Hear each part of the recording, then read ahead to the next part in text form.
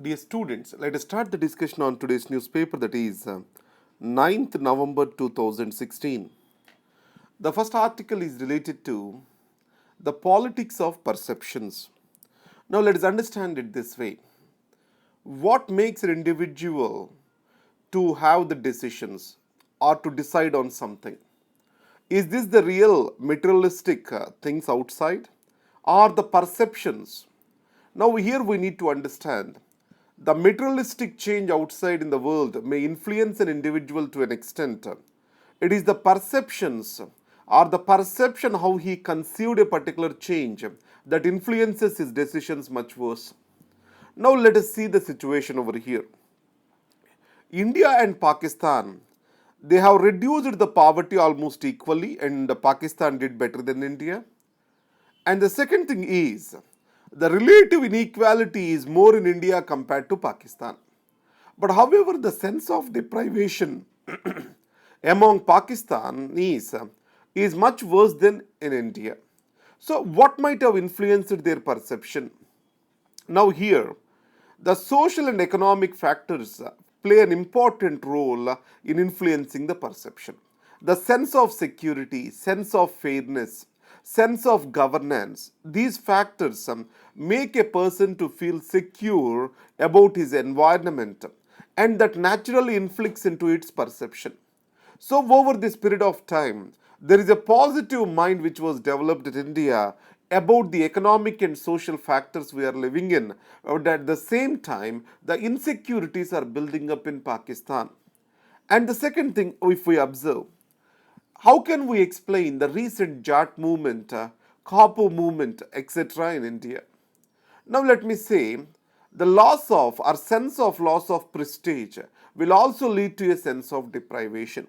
Let me say, between two groups A and B, a kind of a social distance is existing.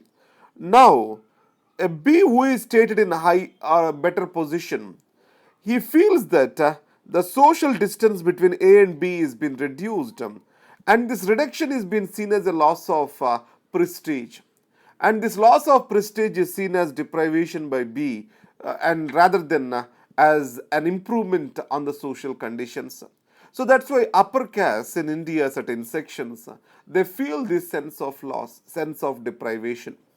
Now, the worsening factor is this, that is called the trust factor. Now, let's take the state, government, and public institutions. In India, though, the sense of deprivation is less. The confidence on the public institutions is not very strong. Remember this statement. In the era of globalizations, the countries that get benefited are those that have the strong public institutions and where the people value their institutions more than anything else. So, if the people lose the trust on the public institutions and how they organize them, how they make the policies and deliver or implement the policies to them, then this loss of trust in the long term will create a huge social and political disturbance in the country. So, the country has to aim for building this trust, the public trust, in the functioning of the institutions. That's very crucial. So, this is about the politics of perception. Remember, material change matters. I'm not saying over here, so the actual deprivation will not be reflected. Yes, if there is loss of wealth, yes, that will be reflected as a sense of deprivation. Along with that, the perception is also matters. But however, good governance focus on fairness that gives the better trust to the government rather than on electoral pandering. It means that giving the electoral benefits to the people. Now coming to the long battle for Raqqa. Now Raqqa is the hot seat for the Islamic State. Now the Syrian Democratic Forces, with the support from United States of America, they are launching an attack on Raqqa. Now in this case, a two-way front war is being waged on Islamic State. One is in Mosul, the other one will be in Raqqa. Now, the Syrian Democratic Forces, they majorly consist of Syrian Kurds. Now, this is a very complicated thing, the Kurds. The Turkey Kurds and the Syrian Kurds, they are continuous with each other. But however, they are dissociated with the Kurds in Iraq. Now, the Turkey do not see the Syrian Kurds as its friends, because Turkey sees, the Turkey government sees its own Kurds and Kurdistan Workers' Party people protection units as the terror elements. So, the Syrian Kurds are seen as an extension of the Kurds of Turkey, and the Turkey believes that both these continuous regions they want to declare autonomy. So, but however, all the strategic gains against the Islamic State were achieved by the Kurds. So, in such a situation, how the Turkey reacts to this? Because the Syrian Democratic Forces majorly consists of the Kurds. Now, previously, Turkey played a dubious role in fight against the Islamic State, especially with regard to the sale of oil wealth, entry of the Islamic State fighters into Syria. The Turkey has become the gateway. And now, if Turkey resorts to the same dubious scheme, the fight against the Islamic State becomes compromised. So, this is what is the major complication in this issue. Waiting for Rahul is not necessary. Now, the very first attack on Parliament. Now, here I am making a statement, remember this. In a democracy, institutions are more important than individuals. The people's respect towards these institutions reflects the maturity of democracy. These institutions has to guide the interactions between the state, government and the people.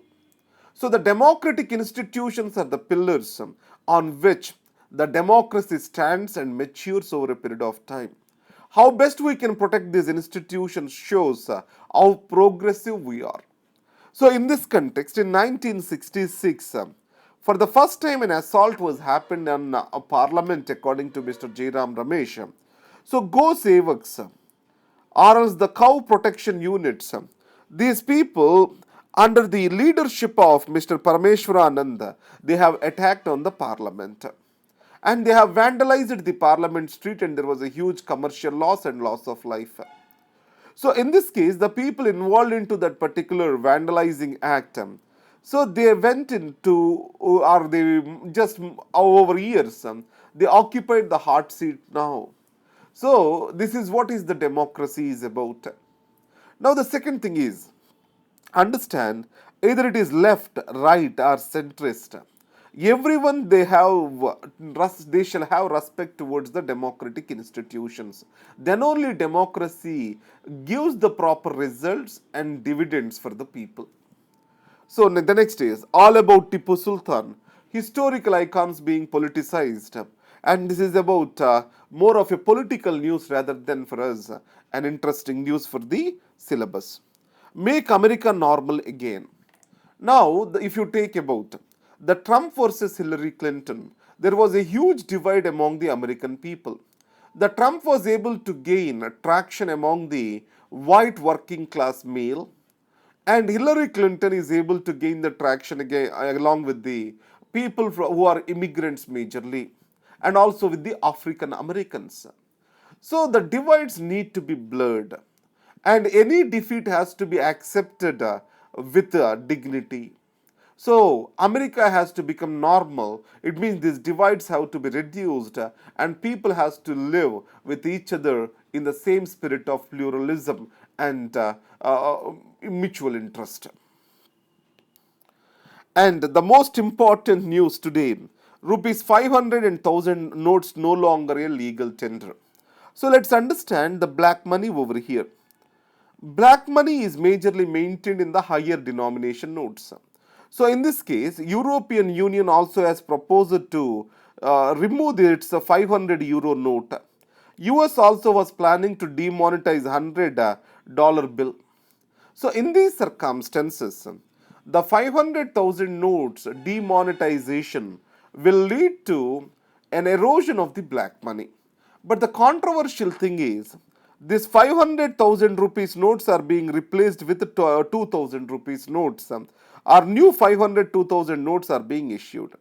So it means the money has to, if I have some 1 crore rupees with me, I have to take it to the bank, and then I have to deposit in my account, and later I can take 500 to 2,000 notes. So here the situation is, how it will help the country to curb the black economy when you are issuing new denominations which are much higher than the existing denominations. Probably whatever the existing money is, it may come into the stream again, it may come into the formal system again. But again, the black money is going to build up when high denomination notes are being issued again. And the second thing is, there are many loopholes. The agricultural income is not taxed yet. So in this case, how this, for example, the money can be sent to the farmers, from the farmers' accounts that may reach to the particular individual's account. So it means it appears that a person is taking the loan from the farmers. So as the farmer's income was not taxed, it can become an alternative route for converting the black money into the other way around. But however, it will have definitively a strong impact on terror financing, curbing the terror financing, and also illicit notes. The fake currency is growing in India, and especially over here from the Pakistan, it has become an enterprise. So it can curb this particular fake note business in the country. And another point here, so the demonetization of the 500 and 1000 rupees will have a direct impact on corruption, because most of the corruption happens in the black money. So the corrupt money has to come out and has to be shed into the banks now. And a real estimate of the economy is possible because all the money has to get routed through the banks today till December 30th. So this is a very forward step by the government, but it could have taken the small nuances which can cause the troubles to the people who are facing the emergencies. Other than that, the surprise element in this particular decision will have a long-term impact on the economy. And but along with this, the two sectors where the black money goes is real estate and also cinema. So another one is the gold. So most of the black money may not be in the physical cash. The black money may be in the gold and the real estate.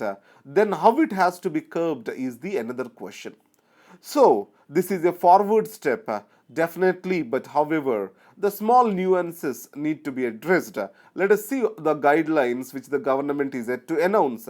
Then we can make a clear picture about this particular decision. So, next articles. Now, India's NSG push. The nuclear suppliers group, it is a nuclear cartel. In this, any decision has to be made unanimously. And India wants to enter into NSG to gain a high position at the nuclear discussion table. Now, China, it wants all non-NPT countries has to go through a prescribed procedure, a prescribed set of qualification norms before they become the members. And there are many other groups who oppose any kind of intervention or any kind of proliferation regimes. Because India is not a signatory of NPT, these countries have the objections to get into and to make India or to allow India into NSG. These are Switzerland, New Zealand, you have Brazil, South Africa, etc.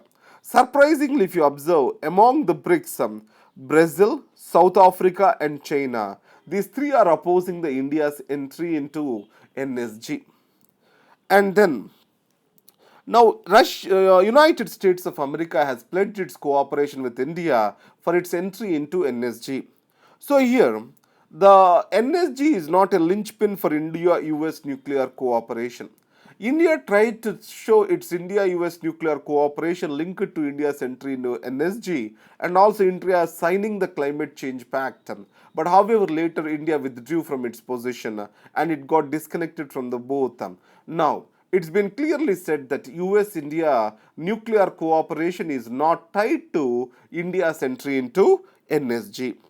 And then Armed Forces Special Powers Act. There is Section 3 of the Armed Forces Special Powers Act, where an area can be declared as a disturbed area by the President of India. And there, Armed Forces gets the special powers. So now it is being extended to 3 districts in Arunachal Pradesh because NSCN-IM, Isaac Muvaya, He is trying to claim the supremacy over these three districts, were normally under the control of the Kaplong faction, and it is leading to loss of a lot of violence in this particular area. So, Armed Forces Special Powers Act try to go through this once. So, these are the articles for today, and then thank you very much and all the best.